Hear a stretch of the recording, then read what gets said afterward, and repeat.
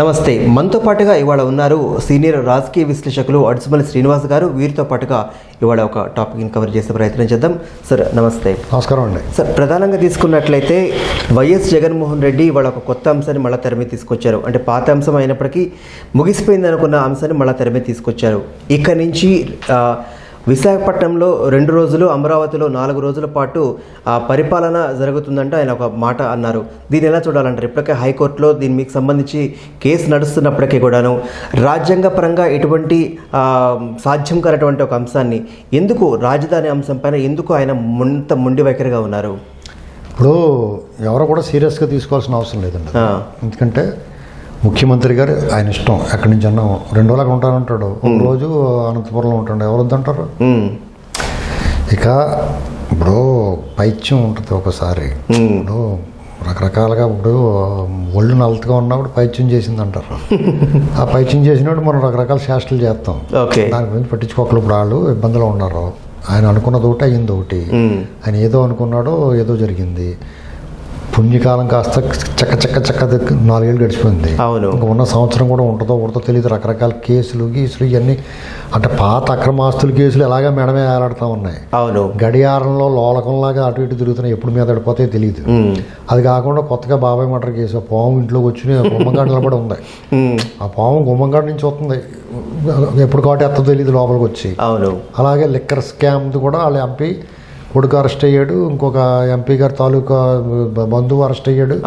మిగతా వాళ్ళు ఎప్పుడు కొడుతుందో తెలియదు. వాళ్ళేమో ఊరుకునే లేరు. ఢిల్లీలో మనీష్ సిసోడియా వాళ్ళ పేరు నోరు తిరగట్లేదు ఏటో కానీ వెరైటీగా వాళ్ళని ఆల్రెడీ అరెస్ట్ చేసి తయారు చేయాలి పంపించేసి వీళ్ళందరూ మళ్ళీ ఎప్పుడు ఈసారి వెరైటీ ఏంటి, వీళ్ళు ఎవరిని అరెస్ట్ చేసినా తయారులో కూర్చోబెడతారు. ఇప్పుడు ఆంధ్రాలో అనుకోండి ప్యారడైజ్ బిర్యానీ తెప్పించుకోవచ్చు, చట్నీ టిఫిన్ ఇవన్నీ తెప్పించి తినొచ్చు శుభ్రంగా. శని ఆదివారాలు ఇంటికి వెళ్తానికి అవకాశం ఉంటుంది. వీళ్ళందరూ కూడా డబ్బులు గడ్డి తిని రకాలు ఉన్నాయి కాబట్టి ఇక్కడ అంతానే అదే పని చేశారు ఇన్నాళ్ళలోనే. ఇప్పుడు అక్కడ తయారులో కుదరదు. ఇంత జుట్లు వేసుకుని రౌడీ వాళ్ళు గట్టా ఉంటారు అక్కడ ఎదుర్కొంటారు, చాలా అసహ్యంగా ఉంటారు. ఇవన్నీ న్యూసెన్స్ ఉంటుంది అక్కడ. అది అసలు కష్టం వీళ్ళకి. జైళ్ళు బెయిళ్ళు ఏం కొత్త కదా వాళ్ళకి. జైల్లో ఉన్నా ఇంట్లో ఉన్న ఒకలాగా ఉంటుంది వాళ్ళకి. బాధ లేదు, సౌఖ్యాలు ఉంటాయి అక్కడ, ఏమీ బాధ ఉండదు వాళ్ళకి. జైలుకి వెళ్ళారని 2 రోజులు చెప్పుకుంటారు కానీ లోపల ఏం ఇబ్బంది ఉండదు. ఇన్ని బాధల మధ్య ఏం మాట్లాడతారు, అలాగే మాట్లాడతారు.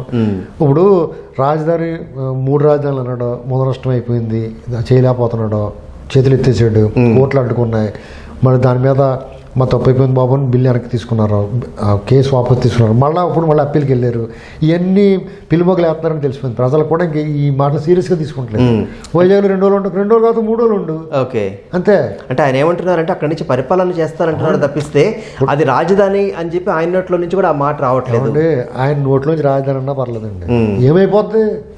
ఇప్పుడు రాజధాని అంటాడు, ఏమవుద్ది చెప్పండి? అంటే మళ్ళీ ఇది ఇంకెవరో సీరియస్గా తీసుకోవట్లేదు. దాని మీరు ఎవరో సీరియస్గా తీసుకోవట్లేదు. అసలు ఇది కామెడీ అయిపోయింది. 3 రాజధానులు లేకపోతే వైజాగ్ రాజధాని అన్ని కామెడీ అయిపోయింది. అల్టిమేట్గా జగన్మోహన్ రెడ్డి గారు కామెడీ అయిపోయింది. ఎంత కామెడీ అయిపోయిందంటే ఒకప్పుడు చాలా సీరియస్గా తీసుకునేవారు జనం. ఆయన ఏమో చెప్తే ఏదో చేస్తున్నాడు, అది చేసినా చేయకపోయినా ఒక అట్రాక్షన్ రావాలి, జగన్ కావాలి, పాట బ్రహ్మాండంగా మారుమోగింది. నేను విన్నానంటే భలేగా అంటున్నారా బాబు అనుకున్నారు. అతను ఇలా మైకిల్లా కొట్టి చేసిన ఎన్ని చేష్టలు ఎలాంటి చేష్టలు చేసినా ఆసక్తిగా చూశారు, విన్నారు. ఆయన చెప్పిందంతా బాగుంది. కానీ ఇప్పుడు ఆయన సభలకు వచ్చిన వాళ్ళు దూకేసి పారిపోతుంటే దాని మీద బోళం జోకులు వచ్చేసినాయి. కందకాలు తవ్వించాడు అంటున్నారు. మామూలుగా కందకాలు తవ్వినా ఏదో గొయ్యి తవ్విన చోట మీటింగ్ పెట్టుకున్నాడు ఆయన.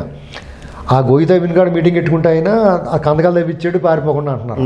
ఆ కందకాల్లో మొసళ్ళని, పావుల్ని, తొండల్ని వేస్తున్నాడు, జనాలు భయపెడుతున్నాడు అంటున్నారు. రకరకాల కామెడీ చేస్తారు. కామెడీ అయిపోతుంది, కామెడీ పీస్ అయిపోయాడు. అంటే అసెంబ్లీ సాక్షిగా ఏదైతే బిల్లు ప్రవేశపెట్టారో దాన్ని కూడా వెనక్కి తీసుకున్న తర్వాత కోర్టు దీన్ని ధిక్కరించిన తర్వాత హైకోర్టు, సుప్రీంకోర్టులో కేసు నడుస్తున్న నేపథ్యంలో అంటే ఈ మొండి వైఖరిని ఎట్లా చూడాలంటారు? ఇది మొండి వైఖరి కాదండి. ఏం సాధించాలని లేకపోతే ఏం చెప్పాలని, ప్రజలకు ఏం చెప్పాలో తెలియనప్పుడు, ఏం మాట్లాడాలో తెలియనప్పుడు మాట్లాడే మాటలు అంతే. అది మొండి వైఖరి ఏం కాదు. ఇప్పుడు మళ్ళీ ఆయనతో పాటుగా అందులో మొండి వైఖరి అంటే తెలుసా? అంటే ఆయనతో పాటుగా మళ్ళీ మొండి వైఖరి అంటే తెలుసా? చెప్పండి. ఆయన కోర్టు ఎప్పుడైతే ఈ మీద స్టే ఇచ్చిందో, ఈ తీర్పులు ఇక్కడ అమరావతి ఇష్టం పెట్టుకున్నాం కుదరదు, అంత కేంద్రం పార్లమెంట్లో చేయాలా, నువ్వెవడరా చెప్పడానికి అన్నప్పుడు రాజీనామా చేసి అసెంబ్లీ రద్దు చేసి ఎలక్షన్కి వెళ్తాం మొండి వైఖరి. అంతేగాని 2 ఏళ్ళు అక్కడ ఉంటాను, 2 నెలలు 2 రోజులు అక్కడ ఉంటాను, వారానికి ఒక రాత్రి ఇక్కడ నిద్ర చేస్తాను, ఎల్లుండి విజయనగరంలో పడుకుంటాను, రాజుగారి కోటలో చూస్తాను, వెళ్ళి సినిమాను చెట్టు ఎక్కుతాను, ఎన్ని మాటలు మాట్లాడితే అదేమి మొండి వైఖరి కాదండి, పలాయన వాదం అంటారు. ఏం చెప్పాలో తెలియక చెప్పడం అంటారు. అతను అందరూ అనుకున్నట్టు పులి తోపు తురుము ఏం కాదు, అతను రజ్జు సర్పభ్రాంతి, తాడుని చూసి పాము అనుకుంటారు అందరూ.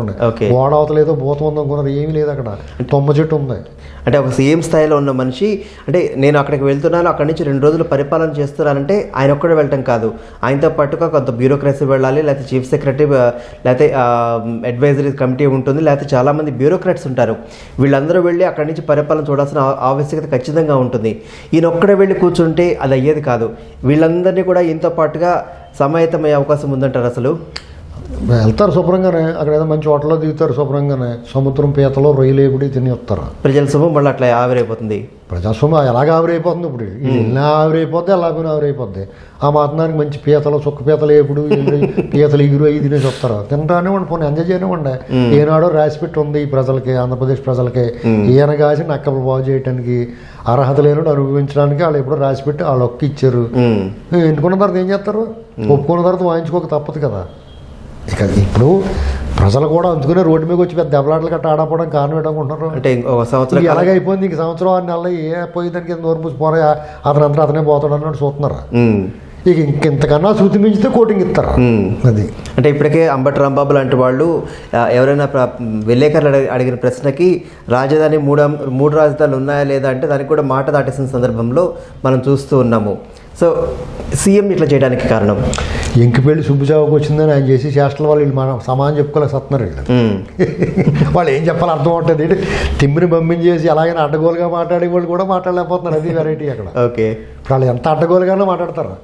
ఇప్పుడు మీకు గోడ అవతల భూతం ఉందని చెప్పి నమ్మిస్తారు. ఇది రాయి కాదు వజ్రం అంటారు, పింక్ డైమండ్ అంటారు, 36 మంది కంపెనీ చేసి ఇలాంటి ఇన్సైడ్ ట్రేడింగ్ అంటే ఏమైనా సరే అబద్ధాలు, పచ్చి అబద్ధాలు మాట్లాడగలుగుతారు. బాబాయిని గొడ్డలు పొడుతూ వీటికి తెగ్గొట్టేసేసి గుండెపోవడం చెప్పగలరు సమర్థులు వాళ్ళు, గుండెలు తీసిన బంట్లు. కానీ వాళ్ళు కూడా మాట్లాడలేకపోతున్నారు. అలా చేసాడు ఎందుకు పనికంటే డబ్బీల కింద చిచ్చుబుడ్లో లోపల మందు లేకుండా పాడేసేటాళ్ళు అందరినీ. రైట్. మరో పక్కన విశాఖపట్నం వెళ్ళడానికి ప్రధానమైన కారణం అక్కడ ఏదో గనులు ఉన్నాయి, దానికి సంబంధించి ఆ తవ్వకాల కోసం విశాఖపట్నం చూస్ చేసుకున్నాడు జగన్ అన్న ఒక వాదన కూడా చాలా బలంగా వినిపించిన నేపథ్యంలో కనీసం జగన్ ఈ సంవత్సరం లోపలన్నా ఎంతో కొంత వేసుకుందాం అన్న ఆలోచనలు ఏమైనా వెళ్ళి ఉండొచ్చు అంటారా? ఎంతో కొంత వేసుకుంటే వచ్చి వాళ్ళు ఊరుకుంటారు, గోల్డ్ ఓడి కూడా లాగేస్తారు ఇతలకి. ఏం వదలరండి. ఇదివరకు అట్లాగా సరే నువ్వు ఉన్నావు, నువ్వు తిన్నావు, నేను ఉన్నావు, నేను తింటాను, ఆ డీల్స్ అని జెంట్లమెన్ అగ్రిమెంట్లు పోయినాయి ఇప్పుడు. ఓకే, ఎందుకంటే వాళ్ళు ఏం చేయాలంటే కక్షాదింపు గొడవలో ఆ యాత్రలు వ్యాపారాలు లాగేసుకోవడం, దాడులు చేయడం, కూల్చివేతలు చేసి దారి వేసి పెట్టాడు, సిమెంట్ రోడ్ వేసాడు. అందుమీద వాళ్ళు యథేచ్ఛగా నడుచుకుంటే వెళ్ళి దోలు ఇచ్చేస్తారు వీళ్ళ దగ్గర. మీరు వీళ్ళు దొబ్బేసిన భూములన్నీ లాగేసుకుంటారు. వీళ్ళు సంపాదించిన సొమ్మంతా ఓడబెరుగుతారు. వీళ్ళ భూములు గట్ట అన్యాక్రాంతం అయిపోవాల్సిన అడ్డగోలుగా దొబ్బిని సొమ్ము కానీ భూమి కానీ ఏదైనా సరే లాగేసుకుంటారు. ఇప్పుడు అదానికి పోర్టు ఇచ్చారా, ఇవ్వకపోతే ఇచ్చేదాకా తొంతారు. ఓకే, గంగవరం పోర్టు వెనక్కి ఇచ్చేదాకా తొంతారు. అన్నీ జరుగుతాయండి, చూస్తారు. ఇప్పుడు ఈ గల్లు గడ్డ లాగేసుకున్నారా, అవన్నీ కూడా వాళ్ళంతా పట్టుకొచ్చి ఇచ్చేస్తారు. చూడండి గవర్నమెంట్ మారితే. ఓకే, ఇక వాళ్ళు దెబ్బలు తిన్నారు, వాళ్ళు తెలుసు ఏం జరుగుతుందో. ఓకే, మమ్మల్ని ఇక్కడ ఉండవండిరా బాబు అని చెప్పి ఇచ్చేస్తారు. లేకపోతే వాళ్ళు ఇక్కడ ఉండవరా. జగన్మోహన్ రెడ్డి గారు వాళ్ళ స్టైల్ వేరు, వాళ్ళకి అంతా అదుపుతుకు దొంగోళ్ళు కాబట్టి ఆ బ్యాచ్ అంతా వీళ్ళకి క్లియర్గా ఉన్నారు. వీళ్ళు జైలుకి వెళ్తారన్న భయం కట్టలేదు. వీళ్ళు ఈసారి నుంచి మొదలెడతారు వీళ్ళు. ఓకే, సో సింగన్ అద్దెంకి వెళ్ళిన సామెత తప్పిస్తే ఏం లేదంటారు. ఇప్పుడు మీకు వాళ్ళు ఇప్పుడు చేసి శాస్త్రాలు ఏం చేసినా కానీ 6 నెలల తర్వాత అంతురాలు పెద్ద ఏం చేయట్లేదు చూడండి. ఇక ఆపేశారు అన్ని ఆపేయాలంటాడు. ఇప్పుడు దళపతి సినిమాలో కలెక్టర్లు అందరినీ పిలిచి అన్ని ఆపేయాలంటాడు. అప్పుడు హీరో రజనీకాంత్ కాబట్టి కుదరదు అంటాడు. వీళ్ళు అలాంటి వాళ్ళు కాదు కదా, వీళ్ళు అంటారు తొట్టి గ్యాంగ్ ఇది. వీళ్ళు ఏం చేస్తారు, ఎందుకు వచ్చిన కూడా బాబు రేపు వాళ్ళు వచ్చిందారు మనం దెబ్బైపోతాం అని చెప్పి ఎవరికాడు సర్దుకుంటున్నారు. వాళ్ళిద్దరు ఎగురుతున్నారు, ఎగిరెగిరి పెడుతున్నారు పులస చేపలాగానే, వాళ్ళు పులుసు అయిపోతారు. రైట్ రైట్, థ్యాంక్ యూ అండి, నమస్తే.